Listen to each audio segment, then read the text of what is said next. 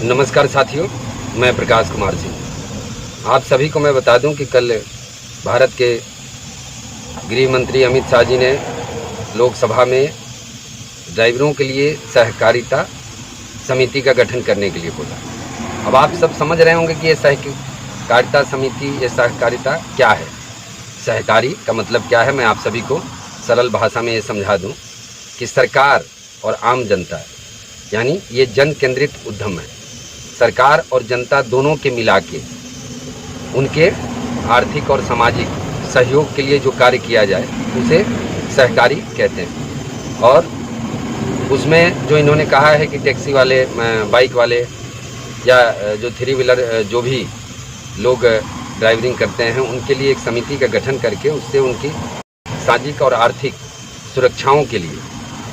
कार्य करना। जैसे आप समझ लें कि जिस ड्राइवर आयोग के लिए हम लोग बात कर रहे थे कि उनकी सामाजिक सुरक्षा को देने की जो बात कर रहे थे, आप अगर इसको ऐसा समझ लें कि ये एक ड्राइवरों की सुरक्षा की बात कर रहे हैं। लेकिन इसमें मुझे लगता है कि जैसा इन्होंने कहा है कि सुझाव सहकारिता का मतलब क्या होता है, जन केंद्रित, यानी जनता और सरकार दोनों के मिला के इसमें एक समिति का गठन होगा और उसके द्वारा ये तय किया जाएगा कि कौन सी, जैसे किराए की बात हो रही है उबर को लेकर इन्होंने कहा। लेकिन मैं साथ में ये भी कहना चाहूँगा कि भारत में जो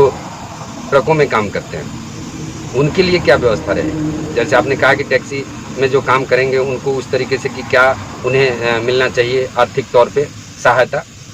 और सामाजिक तौर पे कि अगर दुर्घटना हो जाती है तो उनके परिवार को क्या मिलता है। तो इसमें जैसे टैक्सी, ऑटो के साथ साथ ट्रकें भी हैं, बसें भी हैं और भी मोटर सेक्टर से जुड़े हुए जो ड्राइवरिंग कर रहे हैं उन सभी ड्राइवरों के लिए एक व्यवस्था बननी चाहिए। और अभी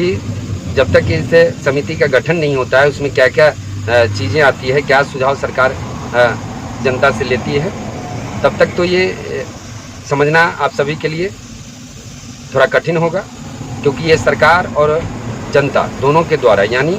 इस ड्राइवर और सरकार के द्वारा इस सहकारी समिति का गठन करने की बात जो अमित शाह जी ने कहा है, ये अच्छी बात है कि आज सालों के बाद कम से कम भारत के गृह मंत्री जी को ये समझ तो आया कि देश में ड्राइवरों के लिए भी कुछ व्यवस्था बननी चाहिए